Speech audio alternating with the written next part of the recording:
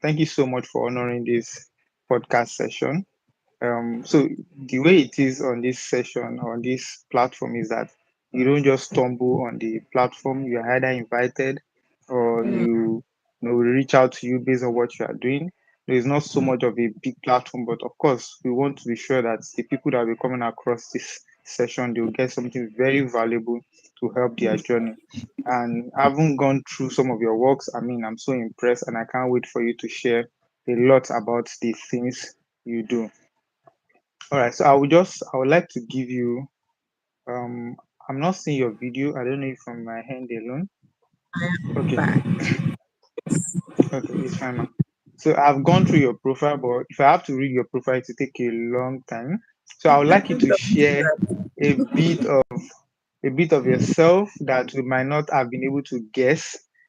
For people living under the rock that perhaps have not come across you before, please say one or two things about yourself. Thank you, man. Oh my goodness, people living under the rock. Okay, let me consider the people who living under the rock, people who don't really know me, Yeah, and possibly people who will be watching post this that has never really heard about me. That in honest, the first honest true representation of myself is that I am a teacher. And often I get this feedback that, oh, you don't look like a teacher. And I describe it all the time. I always say, what does a teacher look like? Um, okay. and a teacher is someone who is self-reflective, a lifelong learner, someone who is passionate about children and the outcomes, Yeah, and creating a conducive environment for learning. Someone yeah, who is fixated in, nation development, and I think all of yeah. that culminates into someone who represents what we can consider a teacher. So I Yeah. first describe myself as a teacher, and of course, in the course of my life, I have journeyed through getting to where I am by constantly learning. So I'm a lifelong learner. Awesome. So I don't know, a little bit about my background is that I was born and raised in Lagos, Nigeria, somewhere Wow. in Oludia, Lagos. Wow. Sometimes people call it a chicken label. We're proud of it. And I came from a family of four. My mom lost my dad when she was 24, 25. Oh, wow. Um, Wow. and so I was born by a widow, like a woman who became widowed at that young age with four children. And what was critical to her was strong foundational education. And I'm a Yeah. direct recipient of the fact that when education is, delivered at a very early Yeah. stage, that it has the power to transform a person's life. So maybe this helps to just kind of share Awesome. a little bit, just a little bit of who I am. Thank you so much, ma'am. Okay, I want to confirm because I'm getting a feedback of noise at your background. Perhaps Okay. um, there's a fan blowing or Okay. some other. Yes. Yes. Let me take that out. Just keep on 1 second, Okay. and then I would. Yeah.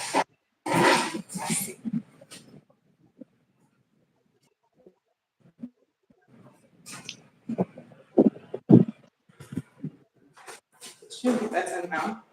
Yes. Yes. Oh. Yeah. Should be better. We don't want that feedback, right? We definitely don't want any feedback that would disrupt our sounds. Yeah. Yeah. Thank you so much, ma. Yeah. While you were talking, my head was just going to and fro because so I was having a conversation with someone, and the person was asking the audience that how many people want to be a teacher, and we barely saw any hands up because it's not something while we're growing up. It's more of I want to be a doctor, I want to be a lawyer, I want to be a pilot. But I want to ask honestly, you really wanted to be a teacher, or you were given that opportunity to be in that space?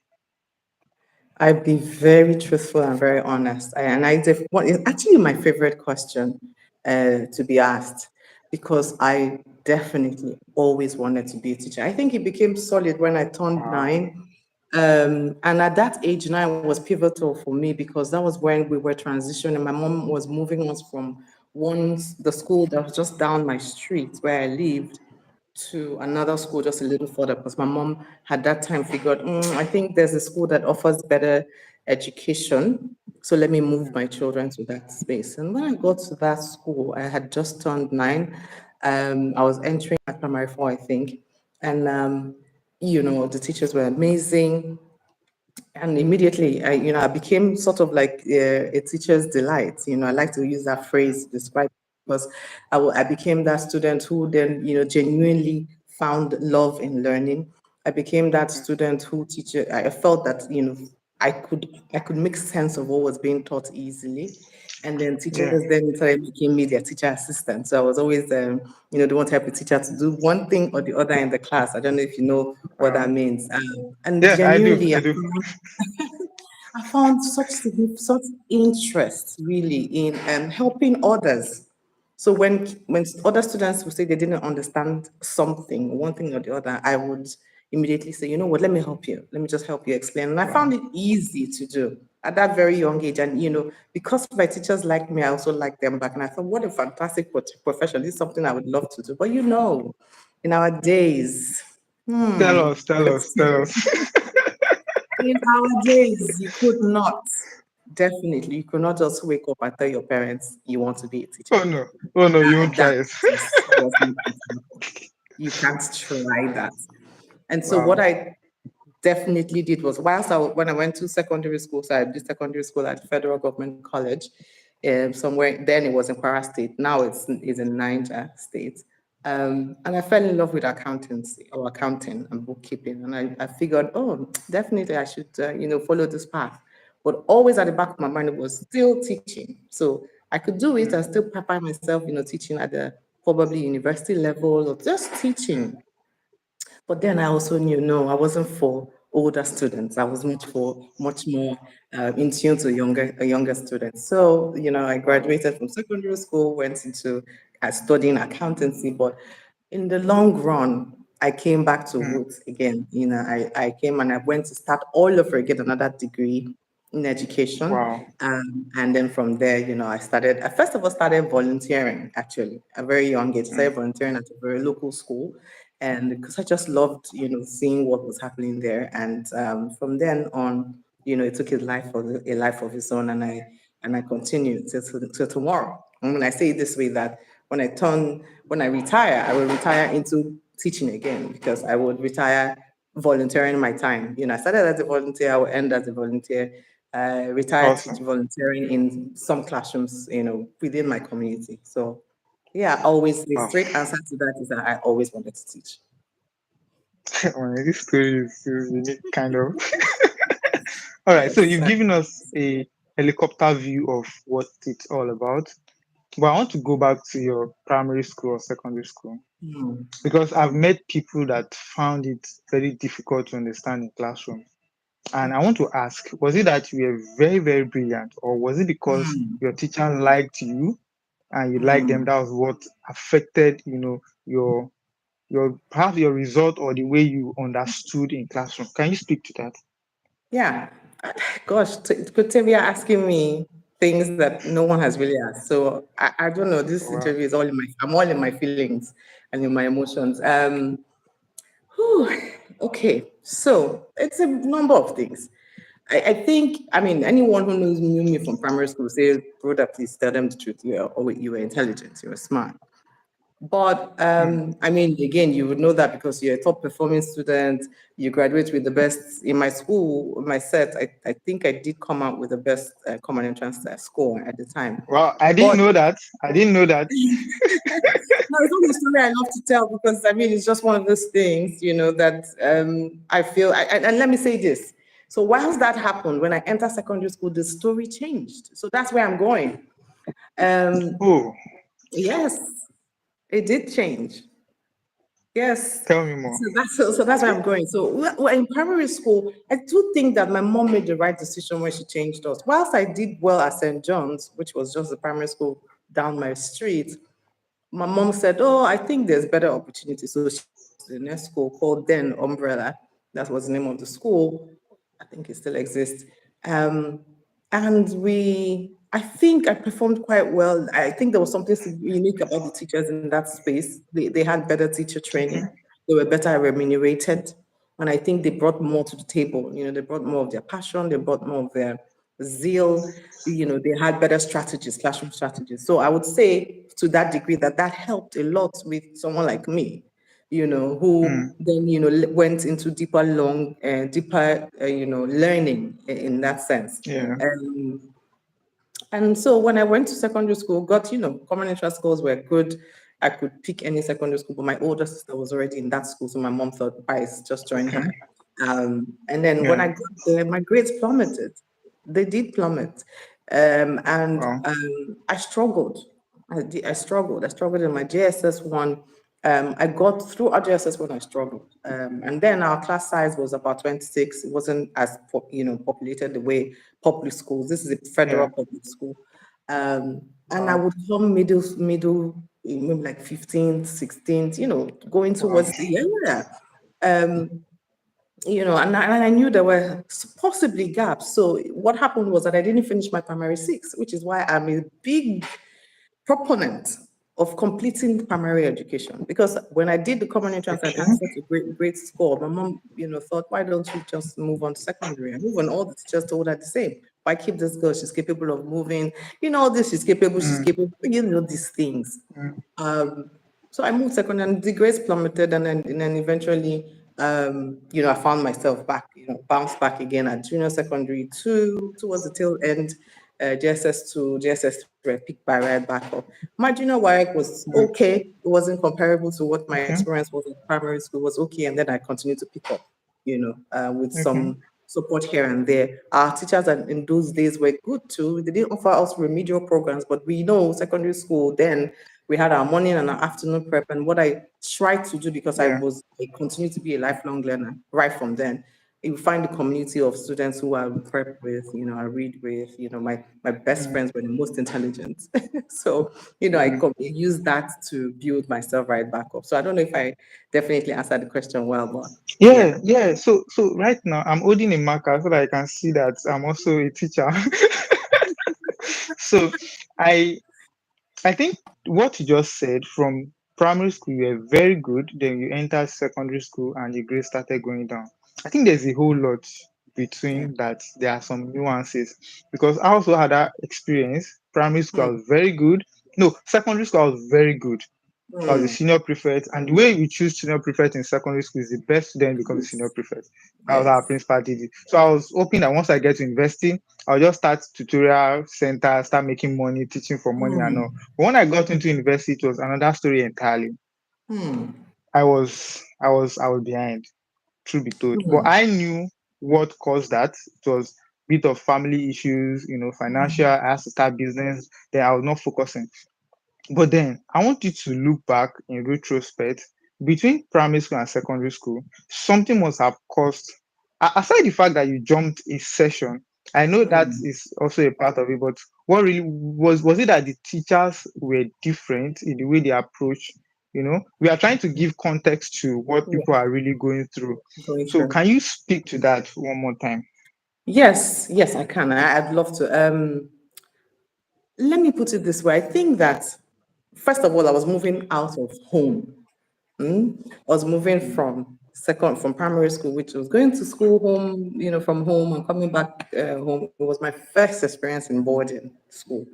Not just Oh boarding school, it yeah. was very, God knows. I mean, this was in the Para State, was very far away from home. I had my older sister, so I wasn't alone.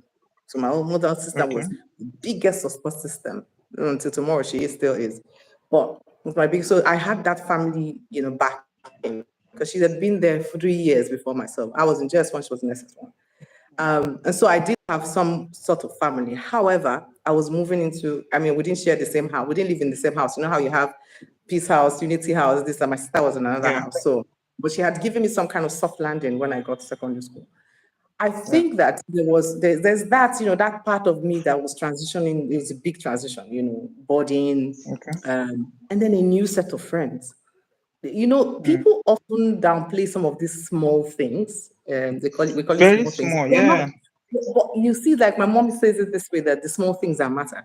Mm, sometimes they significantly shift or transform certain things in one's life. And that's why we must always be careful to look at things holistically that surrounds a student or a human being. mm, So I would say that shift from home to boarding, the yeah, new friendships, new location, yeah. then the new teaching and learning experience. One thing that I've learned now, and I try to say this to secondary school educators, we Mm, make as many assumptions that these are all adult learners.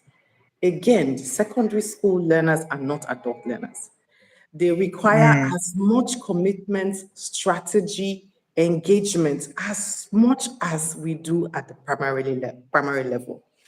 If you exactly. take it stage by stage, don't forget that at the junior secondary school level is where we are trying to build their areas of specialization. We're trying to Yeah. decipher this is what are the things that are your areas of strength? What are you more inclined to? Where can Mm, your talents be fully expressed? And that's the stage mm, where we discover these things. At that time, it still requires a level of nurturing. But most of the a lot. times, you will find that our secondary school, our junior secondary school teachers are already assuming that you know what you want to do, you know how to do it. You should might brace up, you're a big boy, you're a big girl. And so that level of Wow. independence, that expectation of independence was what was, sort of characterized a bit of the change. And usually those changes shift things for you. In my own case, I would say that whilst I was always a teacher's favorite, I was never a problematic child. I was a good learner. I never liked to sit at the back. I always wanted to sit in the front. It makes sense because I used to like to deafen the noise because I knew that once I Mm, don't get something from the teacher, oh gosh, I'm going to find it very hard. So I would sit in oh, wow. front and ensure that while I sit in front, that everybody, is, I don't get that distraction. Yeah. And I would say that the teachers were different. They reacted and responded to us differently, and to me, particularly differently. I struggled with higher level complex problems because at the primary Mm, school level, I think my experience had not deepened us for mm, complex levels of knowledge acquisition. So, for example, yeah. we were not learning critical thinking and those kind of applied learning methods that we require at secondary school was also not what we were experiencing. So Mm, I think those are some of the shifts, the change from home to far away from home, the, expected independence, the new teaching, the expected, level of analysis required, for you to, do some of the subjects that we were doing, the higher, much more complex areas of learning. And then maybe I just was at burnt out. This is the last point I will make. I was too okay. serious as a child, as in primary school. I was such a, when they say ethical, the middle, I Yeah. was like a super duper ethical, believe me. So I also think I burnt out. I think I also Yeah. burnt out. I got burnt out and I just wanted to relax a little bit. So there's a combination of all of those. Wow. Okay. So I have so many things on my mind right now, but I would ask a question, then we'll fast forward and probably come back. Okay. In the midst of all of this, what role did your family play that helped you? Because you said you were, bouncing back in secondary school Mhm. level, and I hope that at least you got better to a point. What role does your family, despite the fact that you're in the boarding school, was there any support from the family that helped you get better? See, Coach Temi, I come from the most loving family ever. I mentioned Wow. earlier that we lost my dad. I lost my dad when I was a year and 4 months old. My Yeah, younger I sister, need to come in. I need to come in here because it is said that when a lady lost her dad, there's always a missing gap. It's always very obvious in the training. That was one yeah, of the reasons why I asked this question so I can speak to it also. yeah, yeah. So I lost, like I said, I started by saying that I come from a very loving family. And I'll come to what I mean. I lost my dad I was 16 months old, a year and 4 months old. My younger sister was 3 months old when my dad died. Uh, My older brother was 2 years old. mm, And my oldest, my old sister, who was the one in the school, was just about to turn 5. She was just like my dad died June 26th, 1980, and she was going to be 5 the next month, July. Wow. And so we were four of us under 5, four of us under 5 when my dad died. My mom is the most compassionate Christian woman. I don't know what it means to be beaten. The cane thing. We didn't have that. We didn't grow up with it Oh, at all. you missed a lot. You missed. You missed. Oh, it was sweet then, man.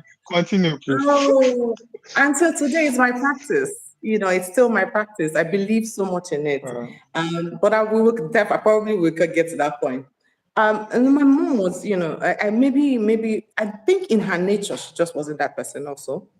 Regardless, but she looked at 4 children and she said, "Gosh, just me and this ones."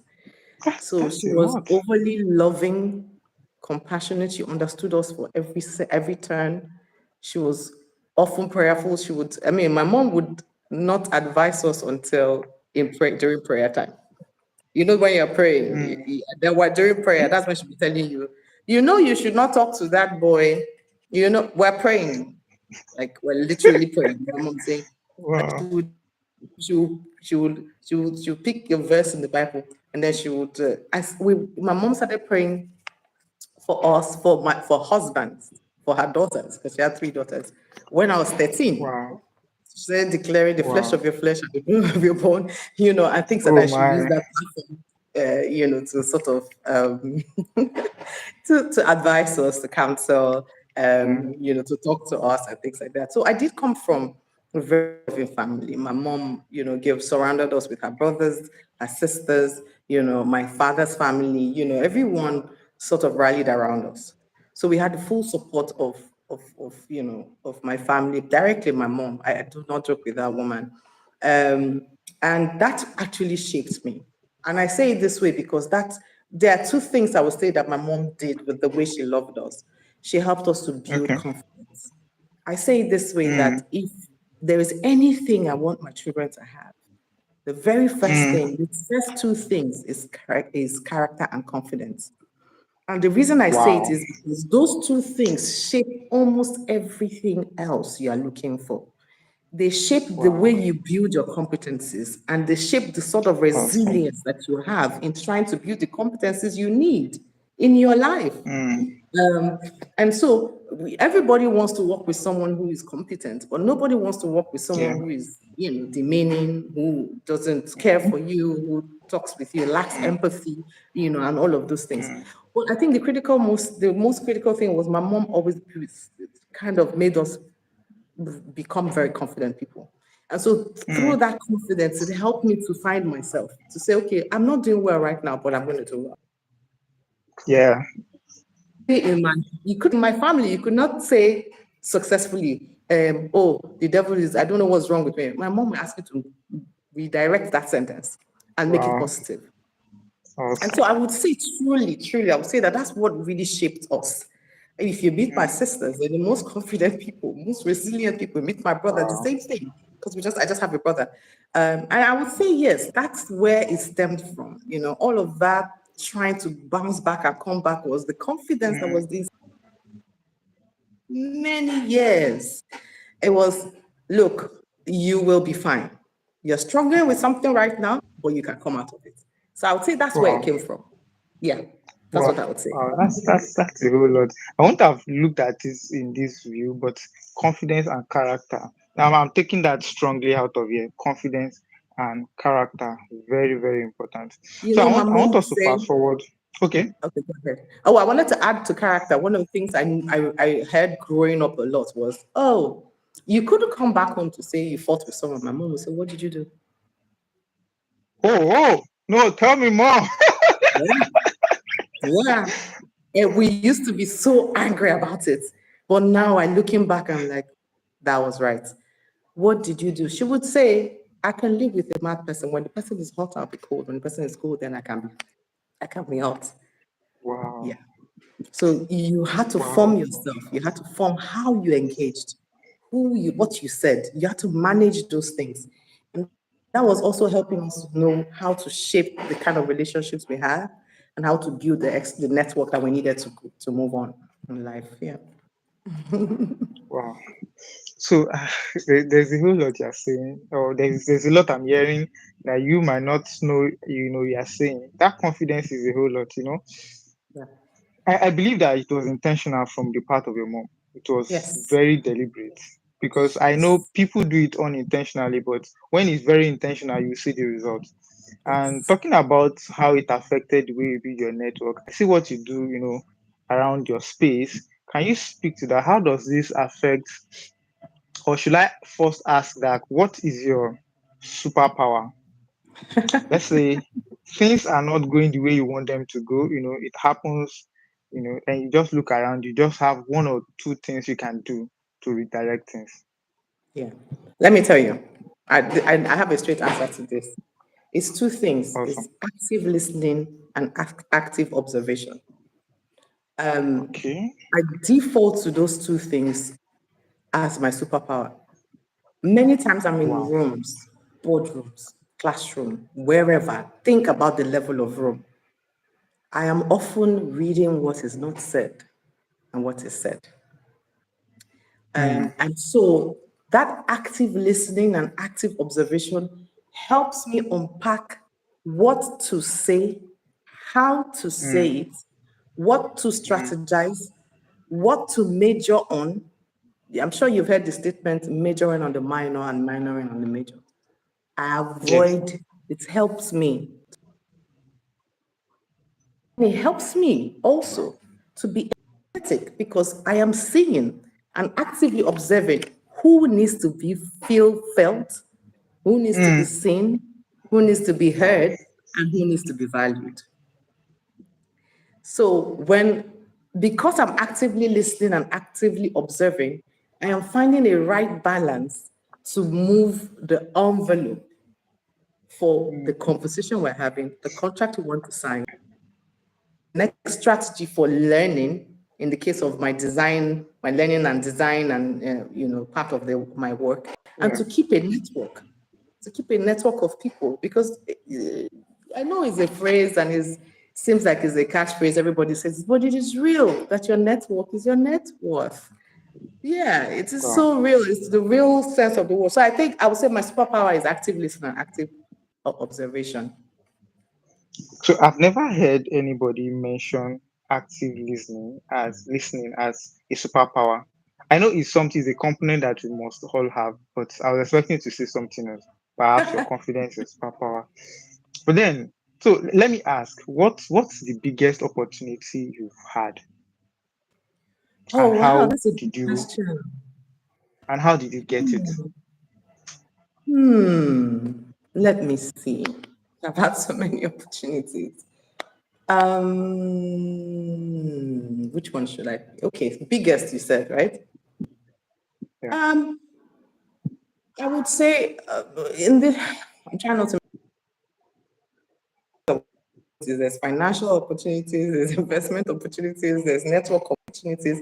So I would say the one that trickles down to finance, and I think again I'll still go back to network. I think my biggest opportunity was meeting a very high level, a high level official who helped me to build the business, a base for my business. Um, Oh, and I think that that's what actually changed quite a number of things. But if I would be if I would be interesting, I would say still to today, my biggest opportunity is meeting my husband. okay. I call him the man Okay. who lets me fly. I mean, I've gone Okay. there. I kind of told you about the high level of official, right? But my Yeah. husband has to be my biggest opportunity, I'll say. And the reason is, I think anchored on just this one big point is that my husband has allowed me to dream big. Mm, And I know a lot of times feminists don't like you saying allowed because it sounds a bit weird. mm, So I can rephrase it because it's not a tight meaning of allowance because he's never not stopped me. And he mm, doesn't even have that sort of mindset to want to stop you or, it's not who he is. He's in fact the biggest feminist I know. He's always, championing women causes. But I think that partnership, this partnership with my husband, he always believed in my dreams. Whatever I Mm, said I wanted to do, he said, I have your back. Go, I'm behind awesome. you. So I would Awesome. categorize that as my biggest opportunity in life, because you get to do life with somebody who has chosen to buy into everything you do. That has to be a gift. Mm, It has to be a sure. gift. And I know that it's not what everybody experiences. So I have to say it the way it is. And Tito still my biggest supporter. Um, and then, of course, the high level official who helped me, build the base of my business, I would say. Yeah, those two. Wow, awesome. Awesome. So how do you manage your network? The reason why I'm asking this is because when you meet people and you're trying to manage a relationship, there's a lot of nuances. People are peculiar, people are different. The what works for one doesn't work for the other. How to ensure that after you've not spoken for a long time, you can still call and still have the audience. What are there things you do intentionally to make sure that this relationship I've gotten, I keep it? Yes, Coach Timmy. Yes. Um, so I always leave a kind word. Um, Mm, by that, what I mean is I've often, so with everyone within a network, like I said, I always actively listen to people. People find me easy to speak to about their most difficult challenges. mm, If you know me the longest, people, you would hear people say, "Oh, you're so kind, you're so listening, you're so." It's not because, I mean, if you think about it, critically, it is good to do. It is part of the fruit yeah. of the spirit to do that. And I'm a faith-based person. But I think even much more importantly is the fact that what I've tried to do in the course of my life is to say, hey, listen, everybody who is important to me, Mm, I care for them. They must know. And the only way they know, the evidence of knowing that I care for them, is to check in on them a lot and give them a kind word of encouragement. Give them a kind word of encouragement. Always remind them that they are capable. Make people feel seen. mm, So I give everybody my full attention in my network, them my full attention. I try to be present. I try to be present. Like the way that we talk about parenting, we say kids don't want a perfect parent. What they want is a present parent. I true. think it's the same thing. It's the same thing. It's not about buying them presents, it's being present. I think it's the same way, Mm, the same principle I've applied with the relationships I've had. I also think gifting is also something you should do. And don't get mm, it twisted. You can gift anybody. It is usually the thought that counts. It is the thought. mm. Everyone could say me, if you send me a reach out card, I will remember it. I can buy it. Okay. I will remember that you thought about me. That's the point. It's not the worth of the gift, it's the thought behind the gift. Um, and so, yes, for those within my network, I make sure that not just do I share a kind word, I try to do gifting as much as possible. And it's not about money. It can be fruits, it can be butter, it can be. I mean, I watched, I don't know if you know, of course, you probably know her. What's her name again? I just find again. She's a film producer. Okay. She's the King of Boys, the lady who did the King of Boys. Yeah. Um, what's her name again? Shola And I just saw, Shubowale. no, not the actor, the film producer herself. I Oh, saw okay. her, Okay. Jamie, I think is her name. I'm trying to recall that. I saw a post she did celebrating someone's birthday. And there's something she said about that guy. She said, he's the kind of, no matter how busy, he's the kind of guy who you would know that he cares for you. So one time she Okay. said she put up a post and she said, oh, how she's feeling like eating moi moi. And the next thing she sees moi moi sent to her. No call was made to her. Mm. No Wow. call, no call was made to her. Again, she can Wow. buy a trailer load of moi moi. That's not who's in the point. No call was made to. It was like, oh, from so and so and so. So I'm just using that as an example of gifting. But I think, yeah, that's how I keep my network. I gift. I try to also show you that you're heard, you're valued, and you're seen by living a caring word, a word of commitment to what you do, what makes you happy. Yeah. So I try to do that a lot. So I show up for Wow. people Wow. when I can. Yeah. Well, I see that you are a, should I say, a network person. You have spoken so well about network. And now there's a scenario I want to paint. Hmm. Say you have somebody in your network that needs your service. Yeah. And for your service, you have to charge for it because Hmm. a lot goes into delivering the service. But this person is let's say, a higher person to you, needs your Mm-hmm. service. You have to be paid for it. At the Yeah. same time, you want to manage the relationship well so that it Yeah. doesn't look like it's about the money. But of Yeah. course, there has to be money. So how do you handle that so that you are perceived well and you are Mm-hmm. able to do the business well? Okay, so let me tell you what I've done, and that scenario is quite familiar. One thing I try to, and I think I've shared this with very close friends. One thing I have found is that you must always give options. Mm, So whatever, if someone in this case comes to you, I want you to do this job, X, this is, yes, I want you to deliver on this job. What you should do is to, first of all, tell the person, I'm going to present multiple options to you. Option A, B, and C. Option A is the full thing that you want to deliver at a certain price. Option B is the sort of 75% of what you want to deliver with the option of the kindness quotient that you want to add to it to make sure that, okay, so you think, what can I deliver that won't cost me too much and still make me okay. deliver quality? Person. With the option of saying that I can do more, however, you may self-fund some of these things. So for example, what I've done is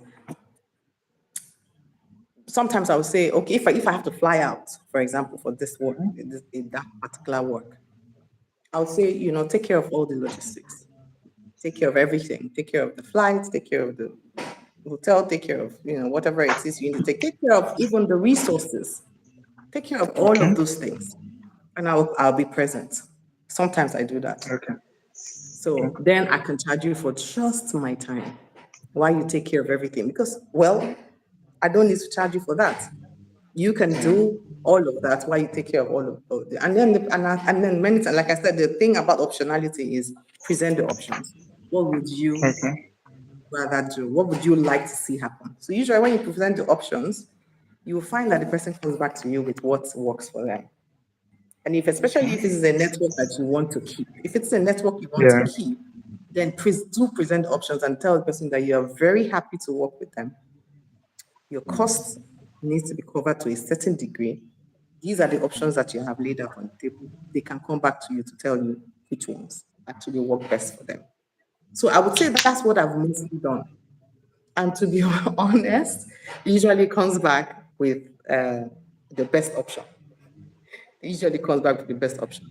So I try to advise, don't give one, give multiple scenarios so that people can feel comfortable to choose and then you can seal the deal. Awesome. So what you just spoke to is something I'm about to face this week. I just thought, okay, let me throw it, and you spoke to it. So I'm going to give you feedback on that. I'm going to give you feedback. Please, I'm going to try I what would you love just to said hear. and give you feedback on that. Yes, Thank you I so would much love for to that. hear it. Then I will. there's a question on my mind that I would like to ask. How Yeah. do is you check before you say this person can get closer? Because I know at your level, you have seen a lot. People have come closer, and then you felt, oh no, I wish I never allowed this person closer.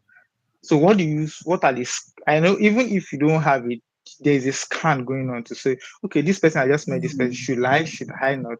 What do you think? Gosh, that's such a deep question. What do I normally check?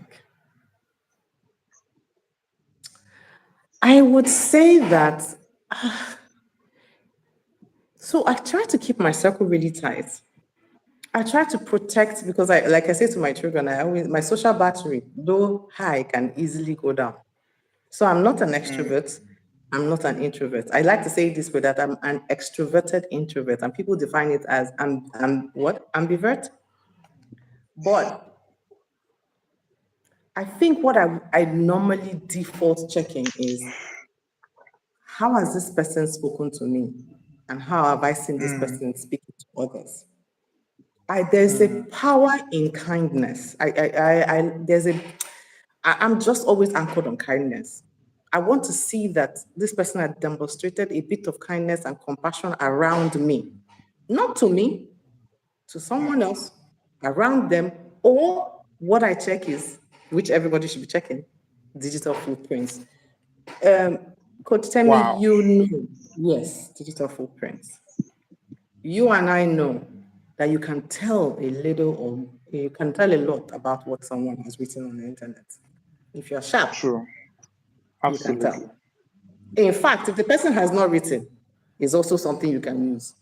Like, I'm not sure in 2025, do I want to be close to someone who, do I want to be close to someone who, digital footprint, okay, I want to press a little bit Mm, of, the brakes and take yeah. my time to know even more. So I think yes, if I can't find your compassion, the diameter of your compassion or the circumference of your kindness, then I'll start looking at your digital footprint. And Mm, then I would seek maybe a meeting or two. Usually I would just know from that first meeting. I would, I can see, I can, there's certain questions, I would raise. If I'm really interested in building that relationship, there's certain questions I would raise. Some of the questions is, what do you care the most about? Who within your circle is someone that you cannot do without, and why? And usually I would use that to kind of sense check, who is this person? Yeah, that's what I would say. oh, thank you so much. So I like the fact that you mentioned the digital footprint because I've been a Yeah. big advocate of that because we just at this, in this era, you just have to maximize what you have, and it's a big tool that anybody can, leverage. No matter your age, no matter where you work and all. So I want Yeah. to ask this. I don't know if you Yeah. would like to answer this question. I Let me see.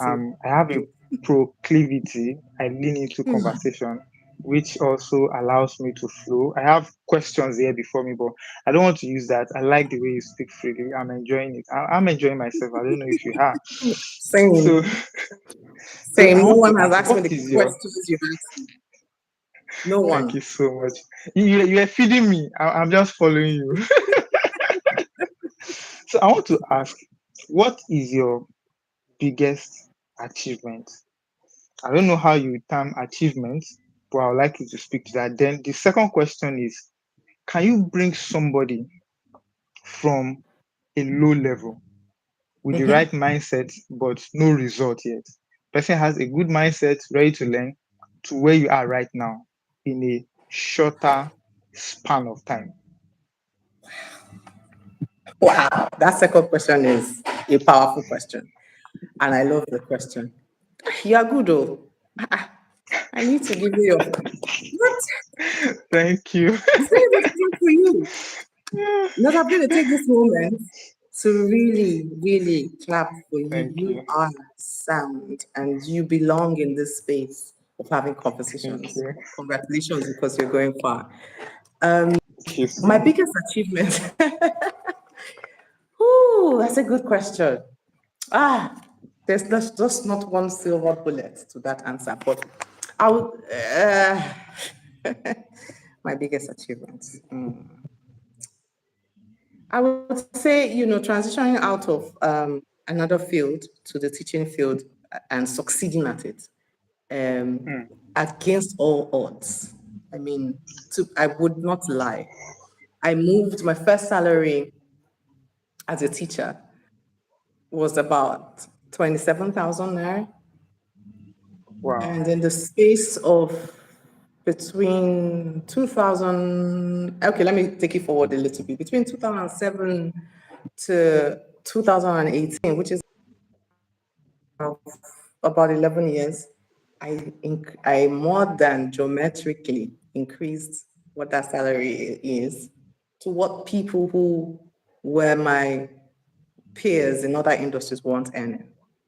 Wow. I'm proud of that.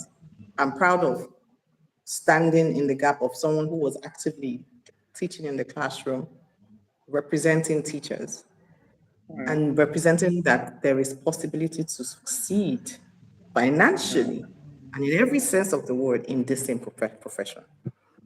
wow. So I would say my biggest achievement is becoming an educator, a successful education by every sense of the word, whether it's success financially, success relationally, if that's a word, Mm, success in building my portfolio, success in increasing my skills and set of competencies, success mm, in my voice in the global community space. Yeah, mm, I would say that is my biggest career achievement. wow. And I would say on the personal side, it's just building myself. I think my biggest achievement is finding myself to getting to a point where I realized that my life goal is really just impact. And I just want to know that there is thousands and millions of people who, because I stood up, because I showed up, Mm, because I decided mm, to, uh, against all odds, and it was tough, yeah. Timmy, it was tough. Please, I'm not by any means saying this was simple. Mm, I can tell you of the toughness. And that's not what we need to say, but I can tell you it was tough. And usually we say these things, and it's nice to say, oh, we need to tell the tough part of the story. It was tough. yeah. There were years and years of, really, really tough times. But it was years and years of commitment to excellence. I always say this way, excellence. No one argues with Wow. excellence. Wow. Every day you show up with excellence. Nobody argues with it, and excellence paves the way. Yeah. Yes, it does. I'm a true testament to that. That every blueprint, the framework, every time you work with someone and it was just 2 naira, believe me, show up with excellence. 2 naira transforms to whatever it is else that you're looking for. So Mm, yes, personal, just believing in myself. My personal achievement is just that undying belief in myself that I'm capable of doing things, and wow. I have the skill set and the willpower. Um, yeah. And my family, I think. I will always default to my family and my children. My biggest critics are my children. And I'm happy. Another big Wow. achievement for me is yes, that I have succeeded in building a team. I'll call them, they're my team. I've succeeded in building a team who can actively tell me when I'm wrong. And Mm, we understand ourselves and they help me to be better every day. mm, You don't want to surround yourself with people who can't tell you the truth. yeah, Run true. away. Run away. If there's no one in your circle that's capable of telling you the truth, there's trouble ahead. Mm, true. Yeah. Yeah. And the second question, ah, hmm, yes, the answer is yes. And I've done it. I've done it before. I actually saw someone and I felt, I saw her move in a certain way. And I said, gosh, this lady has potential, super duper potential. She does. Mm, And when I was transitioning out of the classroom, I brought her and placed her into my classroom. Literally, I just took her and said, I have your back. Whatever you need to succeed, I am here. I'll show you all mm, the templates. I'll show you all the rubrics. I'll give it to you, whatever you want. And today, she has succeeded. awesome. I mean, during it wasn't my birthday. She wrote to me. I was in tears because I was like, she said, "You believed in me when it wasn't possible to believe in me, when I didn't have anything, no Mm, evidence, just you knowing that I'm committed to doing better every single day." I say wow. to my children that the phrase that we use now is we say, um, "I want to be better today than I was yesterday every day." We heard it recently and we adopted it. Being better today than I was yesterday and doing it so every day. I think that's for me. I would say, yeah, the way that I can take someone today, truly take someone today. I recently hired someone and I told her, you will grow here. You will. Mm. And it's a commitment to promise that you will. Where you're starting from, in the next 1 year will be significantly different.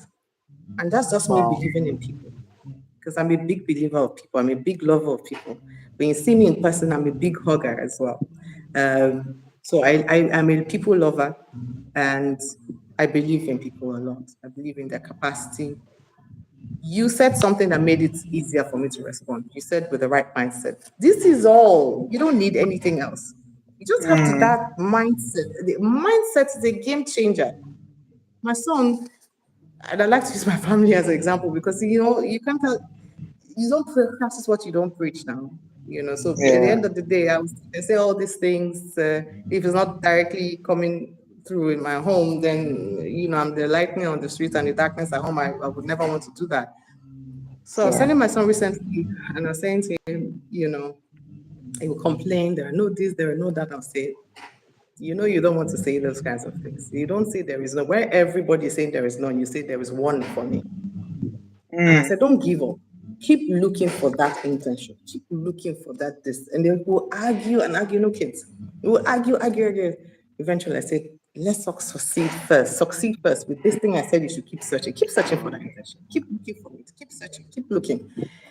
The moment he started looking, what he was looking for, he got.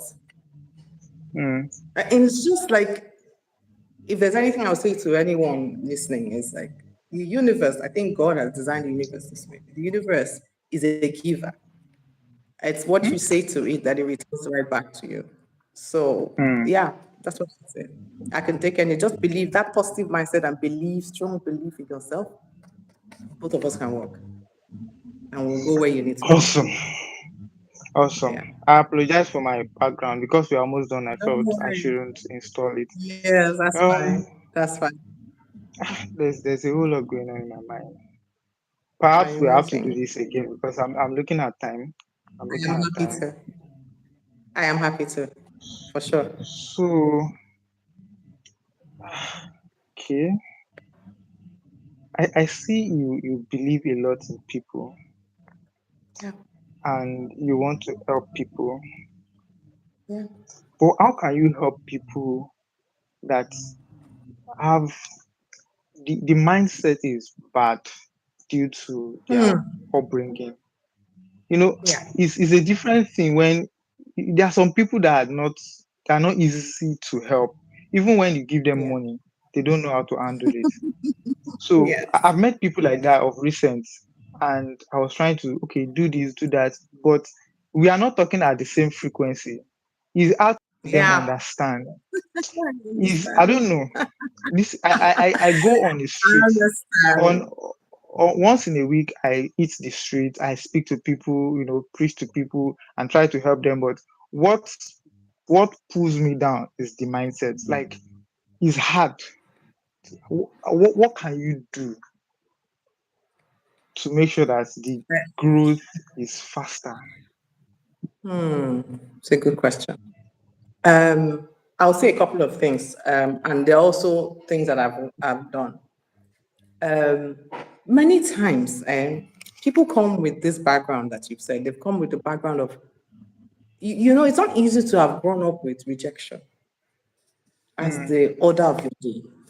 It's not easy to have grown up with you being talked down to.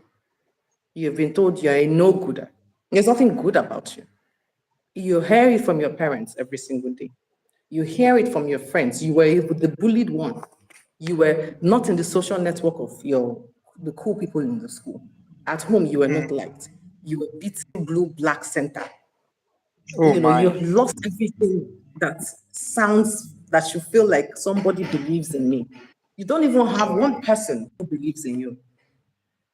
Tell me, that person or people in that group need healing. We say it as if they need healing. And that healing can only come in the counseling, therapy, and mentoring. So you need to go through those three phases. The first phase is therapy. Somebody who will Okay. listen to them cry out and say and let them know that they are valued, they have been seen, at least they have been seen and Okay. heard. That is the first phase stage. You have to be willing to go through that because it's a tough thing to do. Are you a therapist? You imagine starting from therapy to counseling to mentorship. That is the first, those are the first three stages. So starting out with therapy, you have to spend time listening to this person, hearing them talk about their unpacking their past realities. That Wow. is tough. And if this person is supposed to be working with you don't have that time. You I don't have that mean, time. I wanted to say that. There is no time for it. So if you can't abort mission, period. You can't work with it. You're not, look, nobody, you're not an angel, you're not Jesus Christ, you're not, it's not going to work. So if you care too much about that person, if you care enough, then you have to go through those three phases. Grief isn't always bad, like people make it seem. Grief is just really is an expression of some kind of love that is yearning, a love that is yearning a yearning for some love. Sometimes, if it's the grief of a lost person, is also some people don't even want to come out of grief because it's like grief of someone they lose. Some people don't want to come out of it because it's like losing the love you had for that person. You should continue grieving. It's not always negative. True. It's not always negative. Same thing with some kind of trauma. Trauma is deep, Timmy. Trauma is not simple. And so just putting people in that therapy phase, that mindfulness, that meditation, helping them to unpack what the pain that they've gone through, to shift their mindset to make them know that you are and you can be is tough. If you can't abort mission, you'll be drained. Hmm? You'll be drained. You can't work with that. But if you can, which is why we encourage workspaces. So I do a lot of work in social and emotional learning. We encourage workspaces. We will encourage social and emotional learning in workspaces. That work now should be where people are building their emotional intelligence and emotional True. regulation. True. That offices find a way to have bonding time, not once in a year. Every time you're going to go through an appraisal, before the 3-month appraisal, the month before that, there are sessions that people just want to sit back and feel safe to share what they're struggling with. And so that Awesome. way you shift appraisals to strength building, because we don't want to always identify weaknesses. We want to amplify strengths. That's why offices that do a better job at it find themselves reordering staff. This person is great at communications, but we place the person at logistics. Let's move this person to communications and switch this other person to logistics. Sometimes companies don't have the time. Honestly, we're talking about money here. Sometimes they don't have the time, so they lose the staff. But that staff could have been redirected if just they looked inward and had a way to hear what are the strengths of each of our staff and what are they struggling with and how can we help you? And what will the appraisal process help you to do? And then you put the person on the performance improvement plan and work with that person to get to that point. If we have more emotionally intelligent workspaces, people would heal from trauma. So I don't know Wow. if I responded to that question, So but yeah, yeah. yeah, you did. You did fantastic. I believe it's not something we can unpack in few Yeah. minutes. It's a whole lot. You should I'm have looking at time like right 2 or now. 3 more episodes. So I'm We I'm should gonna have let 2 or you 3 go more now because of your episodes. schedule. Yes. Thank you so Yes. much. I really appreciate your time. My If nobody pleasure. watched this video, if I was the only one that watched this, you have done something to me that I will forever remember. You mentioned confidence and character, and we are, of course, I will still raise children, and that I would live here with, and so many other things you mentioned. Thank you so much. I appreciate Yeah. your time. I know it's not easy, giving out this 1 hour, it's a whole lot. It's a whole lot. Thank you so much, man. I really appreciate it. Pleasure, Hoping coach. that I'll be able to reach out to you. And one more request Okay. I have is that you said you give hugs a lot. I take hugs a Yes. lot. Oh, good. So we should schedule our hugging time. So we should schedule one. We should schedule one. Yes. All right. Yes. Thank you so Oh much, my Maria. goodness. I really Thank appreciate it. I'll you. see Oh, you pleasure being later. here. Yes. So I'll share thank you. this, across my network as well. Thank you. Thank you so much. All right. Take care. This has been my deepest interview, I have to say. Thank you. Yes. Thank you so much. Thank you. Yes. Well done.